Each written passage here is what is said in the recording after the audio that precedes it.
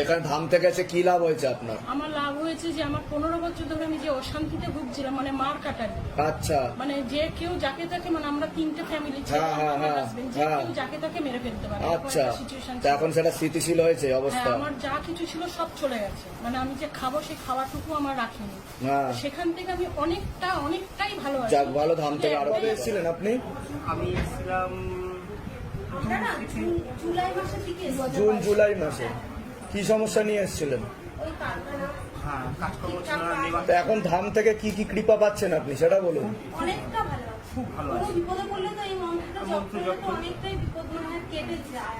মানে খুব সেটা ধামের কৃপা, বুঝতে পারছেন তো? নিশ্চয়ই, সত্যি বুঝতে পারছি। আপনাদের আরো আয় উন্নতি হোক, ঠিক আছে? ধামের ছবি প্রতিষ্ঠা করেছেন? ধামের ছবি প্রতিষ্ঠা করলেন আরো আয় উন্নতি বাড়বে। এখন তো মোটামুটি আমি যা দেখতে পাচ্ছি ভালোই হবে। অর্ডার ভালো আসবে বলছে বাবা। বাবা অর্ডারের কথা বলছে একটা কোনো, সেটা ভালো আসবে, যোগসূত্র তৈরি হবে, কৃপা হবে, ঠিক আছে?